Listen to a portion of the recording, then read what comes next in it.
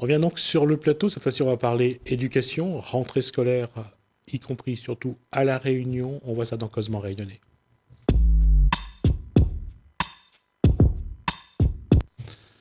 Bonsoir, Daniel Amouni. Bonsoir Jasmine. Vous êtes président de la FCPE, Oui. qui est la fédération. Des conseils des parents d'élèves. Alors, ça, la question, de toute façon, je me doute que la réponse ne sera pas tout à fait positive. Il y a du mieux dans cette rentrée scolaire? Ça dépend sur quel niveau on se place. Pour l'instant, ça a l'air de bien se passer. Mais en même temps, il y a quand même eu un gros problème à la rentrée qui concerne notamment les personnes à besoins particuliers, les élèves à besoins particuliers. Et donc, il y a eu une polémique qui a été sur les réseaux sociaux et dans les journaux, etc., sur le manque d'AESH. Donc, on a annoncé, le rectorat a annoncé... Alors, on va dire que l'AESH, c'est... Alors, les accompagnants d'élèves en situation de handicap. Voilà. Et donc, le rectorat donc, avait annoncé le recrutement en tout cas la création de 90 postes. Le problème, c'est qu'on ne nous dit pas si c'est des postes à temps plein ou si c'est des demi-postes. Enfin, en tout cas, à tas de cause, ce n'est pas suffisant en la matière, puisque beaucoup de parents n'ont soit pas d'AESH, soit pas encore eu de notification de la part de la MDPH. Donc, il y a cette problématique qui n'est pas nouvelle, mais qui, en tout cas, a été mise en lumière, on va dire, malheureusement, pour cette rentrée. Déjà, ce personnel qui manque, bon, on sait aussi, bon là je vais rester sur quelque chose que tout le monde connaît, même si on ne dit pas vraiment, il y a aujourd'hui une crise de vocation chez les professeurs, il y a une crise carrément de ceux qui ont envie de rester ou de ceux qui ont envie de partir. On ne peut pas dire que là, le contexte est favorable à l'éducation, à l'enfant. Comment faire aujourd'hui et qu'est-ce que vous, association de parents d'élèves, vous pouvez apporter pour qu'on sache si la majorité des enseignants ou tous les enseignants sont vraiment dedans et ont vraiment envie d'aller au bout de cette année scolaire qui commence? Alors, c'est vrai qu'il y a ce qu'on appelle aujourd'hui une crise de vocation, mais cette crise, quelque part, on peut aussi dire qu'elle a été plus ou moins organisée au cours de ces dernières années, ces dernières décennies même, puisque le métier d'enseignant n'a pas été revalorisé. Les salaires sont bas, l'un des plus bas de la zone Europe, le CDE. Donc, il faut que le gouvernement, quel qu'il soit, et en tout cas celui qui est en place aujourd'hui, qui est aux commandes, fasse un effort pour revaloriser le métier en tant que tel, parce que même le salaire aujourd'hui n'est plus un argument suffisant. Alors, à La Réunion, on est dans un contexte particulier, parce que le salaire d'un fonctionnaire à La Réunion n'est pas le même que celui en métropole. Du coup, il n'y a pas beaucoup de crise de vocation à La Réunion à aujourd'hui, mais il y a un manque. Il y a un manque malgré tout. Il y a un manque à La Réunion, et d'autant qu'aujourd'hui, les jeunes qui sont diplômés ou en formation sont souvent mutés en métropole dans les endroits où il manque des professeurs. Tout à fait. Alors ça concerne surtout le secondaire, puisque dans le premier degré, ça reste quand même un concours académique. Donc les stagiaires restent à La Réunion, généralement, dans le premier degré. Mais c'est vrai que pour le second degré, il y a cette problématique où, lorsqu'on a eu son concours, on est amené, lorsqu'on est titularisé, malheureusement, à devoir partir sur la métropole.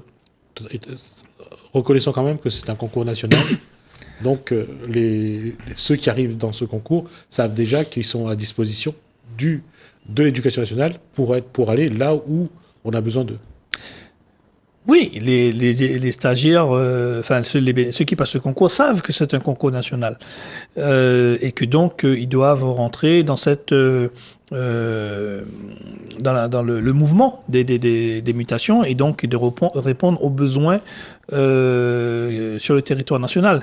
Mais il faut à un moment donné aussi tenir compte des spécificités de La Réunion. On est à la différence des autres départements, on est loin de la métropole, on est à plus de 10 000 km, et même si on fait partie du territoire national, c'est pas évident pour un enseignant, un jeune, de partir. Après, on dit toujours que les voyages forment la jeunesse, donc ça peut être bien, mais la problématique n'est pas tant de partir, c'est surtout quand qu'on peut revenir, à quel moment. Donc, voilà, si il faut attendre d'être en fin de carrière pour venir à La Réunion, ça peut être compliqué. C'est ça aussi c'est ça aussi le problème finalement quand on regarde. On se dit que je le dis parce que je connais une jeune personne qui est partie enseigner en métropole. C'est que à cet âge-là, je suis pas sûr que d'envoyer les jeunes qui viennent d'être diplômés dans des endroits parfois pas très simples. C'est un bon début dans cette profession de faire face à des zones parfois difficiles. Donc des jeunes qui sont issus de ces sites géographiques n'arrivent pas dans un bon état d'esprit. Je suis pas sûr que c'est encourageant pour la personne qui arrive d'être confrontée parfois à des choses pas simples. C'est là la limite du système national. C'est-à-dire qu'on a un système, effectivement, où tout le monde est traité selon un coefficient, selon l'ancienneté, etc. Mais du coup, ceux qui arrivent et qui n'ont pas d'expérience, donc qui arrivent avec leur concours, qui n'ont pas d'expérience ou très peu d'expérience du milieu scolaire, et en tout cas de savoir comment gérer une classe, se retrouvent dans ces zones difficiles.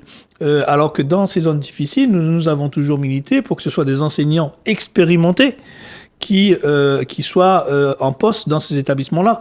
Et malheureusement, ce n'est pas le cas. Et on peut comprendre, effectivement, moi j'ai connu des jeunes qui ont refusé, qui ont renoncé au bénéfice de leur concours parce qu'ils ne voulaient pas se retrouver dans les académies telles que Créteil ou Versailles, qui sont les académies où il y a le plus besoin d'enseignants, mais aussi les académies où il y a le plus de difficultés et donc refusent leur mutation et abandonnent du coup l'éducation nationale et se tournent vers autre chose puisque si vous n'acceptez pas le poste, vous perdez le bénéfice du concours.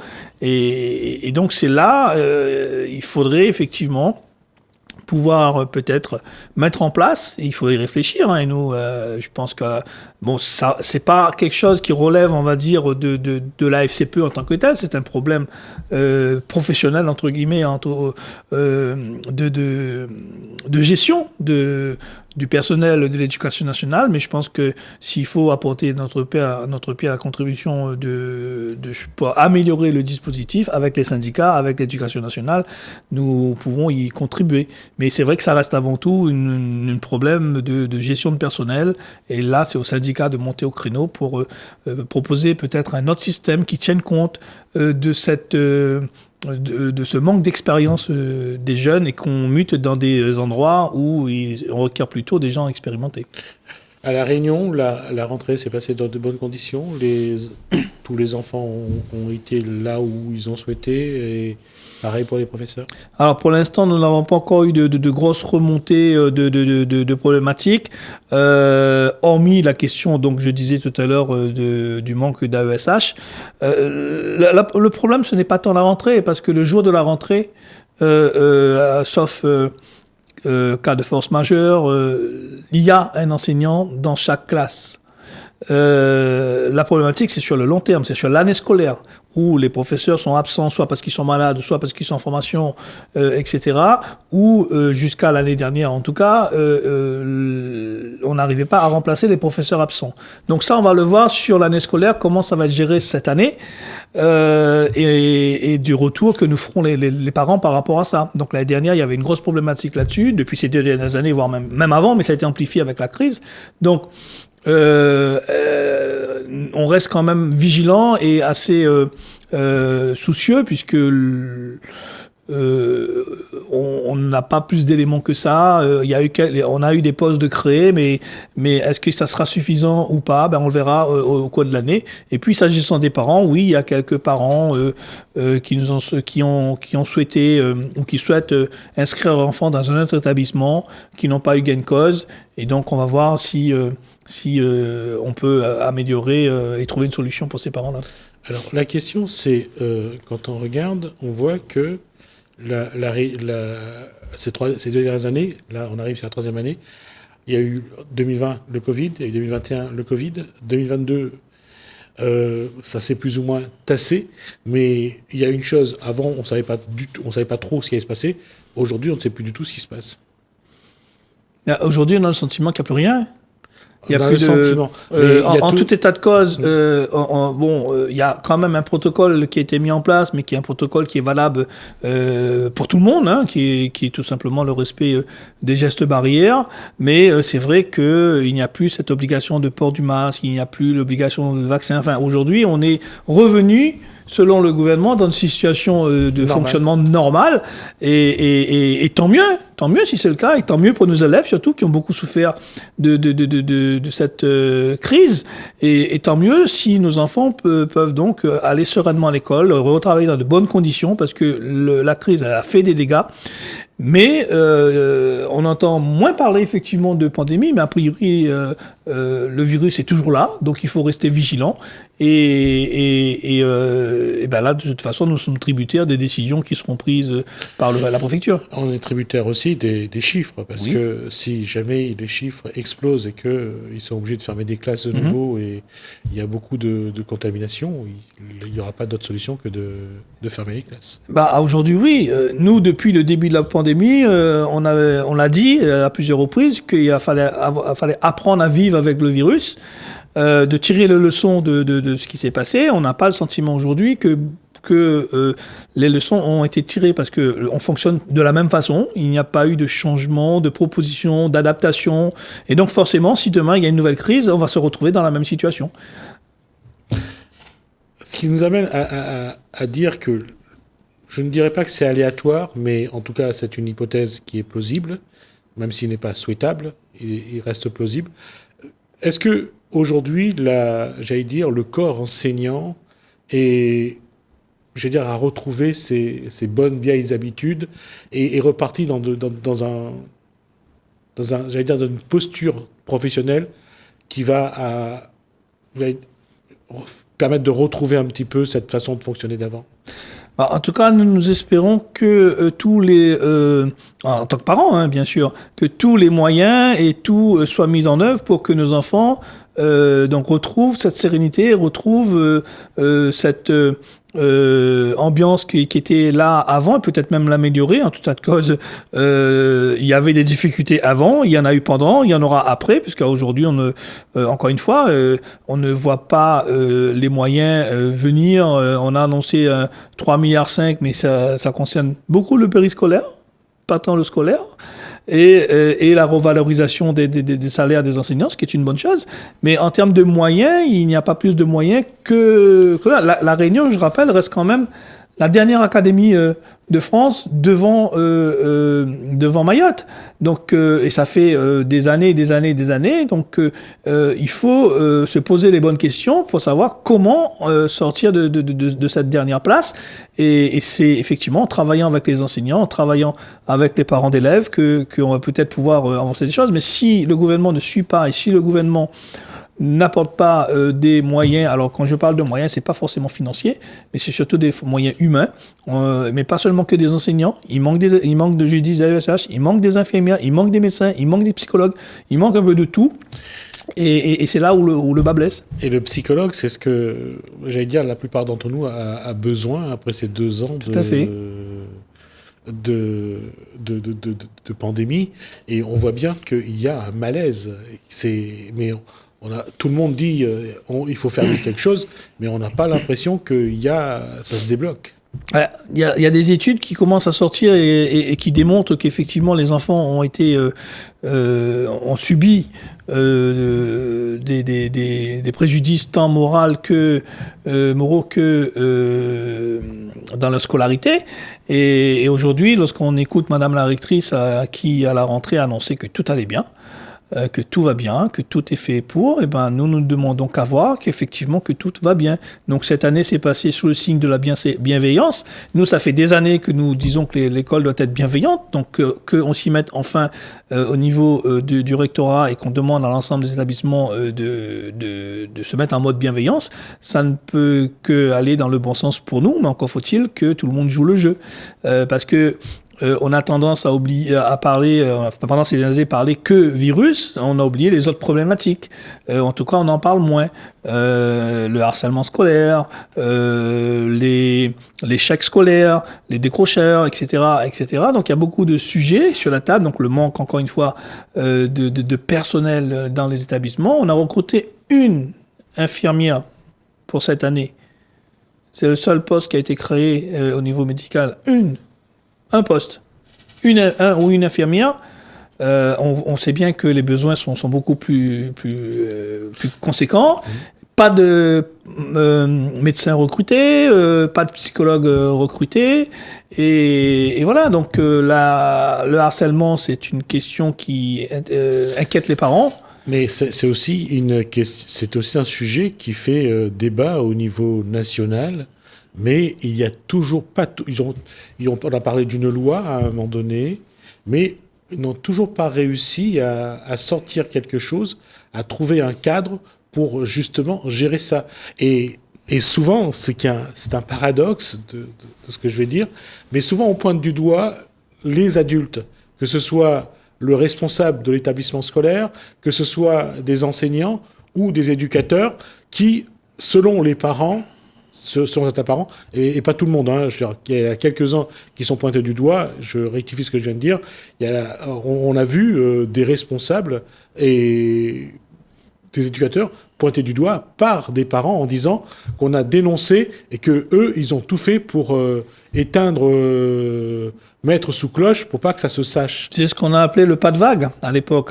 Donc oui, il y a une loi qui est passée qui, en fait, la solution, encore une fois, elle est répressive, c'est-à-dire que on n'a pas de solution, on va dire, pédagogique, si je peux employer ce terme-là, et donc on est dans le répressif. Donc aujourd'hui, le harcèlement est un délit.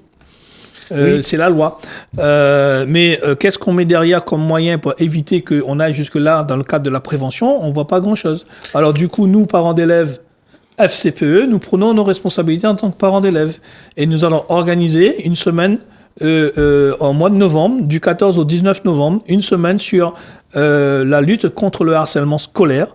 Et il y aura des actions qui vont être menées dans les établissements, notamment sur la ville du Port. Et il y aura une marche le samedi 19. Et donc, j'invite tous les parents à venir marcher. Donc, c'est la vague rouge qui est donc... le 19 ? Le 19 novembre. D'accord. Donc, nous allons contre le pas de vague et nous allons faire donc la vague rouge. Donc, cette fois-ci, il faut que les choses soient dites. Oui, les choses doivent être dites, ils doivent être montrés, ils doivent être combattus. Et donc, lors de cette semaine, nous serons avec des partenaires. Nous irons dans les établissements, dans les collèges, dans les écoles du premier degré du Port, puisque la ville du Port est notre principal partenaire sur cette opération, mais c'est ouvert aux autres communes. Hein. Il y a pas de souci là-dessus s'ils le souhaitent. Et donc, pendant cette semaine, il y aura des ateliers de théâtre, de slam, voilà, d'un peu tout. Ça part depuis la maternelle, donc c'est pas des ateliers de slam en maternelle, mais il y aura autre chose. Il y aura donc le samedi un plateau artistique, les défilés, et nous allons convier toutes les personnalités, tous les politiques, pour dire vous venez ce jour-là pour dire non au harcèlement scolaire avec les parents, avec les enfants. Et ce projet donc est en train d'être finalisé. Nous espérons avoir aussi le soutien des différents partenaires parce que, comme toute chose, en l'occurrence, ça a besoin de moyens tant matériels que financiers. Et nous espérons que les partenaires que nous avons sollicités vont nous suivre pour pouvoir mettre en place cette vague rouge pour dire non au harcèlement scolaire. De toute façon, on aura l'occasion de le présenter et de voir un peu comment ça... Puis surtout, on va essayer de voir comment se manifeste le harcèlement scolaire en milieu scolaire. On a eu l'occasion de rencontrer, de voir sur ce plateau une jeune fille qui a développé un trouble de la personnalité et voir à quel point ça peut être... ça a des conséquences sur l'individu. Et c'est vrai que déjà, la société n'est pas bien, mais si tous les malheurs de la société se retrouvent à l'école et que les enfants se retrouvent à certains à être des bourreaux, d'autres à être des victimes, ça complique un petit peu la tâche. Ça va être donc l'occasion de prendre rendez-vous, Daniel. Ok, Amouni, pas de problème, on reviendra. Pour qu'on puisse, nous aussi, apporter notre pierre à cet édifice et voir comment dénoncer, non pas, j'allais dire, pointer du doigt, mais essayer de protéger déjà les victimes et voir qu'est-ce qu'on peut faire pour que les bourreaux soient au moins guéris de cette... Il faut les accompagner. Voilà. Il faut les accompagner. Et ça sera avec plaisir que je reviendrai avec notre partenaire qui est l'association SOS Victimes de 7-4, qui se fera aussi un plaisir de venir parler de cette problématique. Je veux donc vous dire à bientôt. À bientôt. Daniel Amouni, merci pour cet échange. Merci à vous de nous avoir suivis. Merci Alain, merci François, je vous dis à bientôt.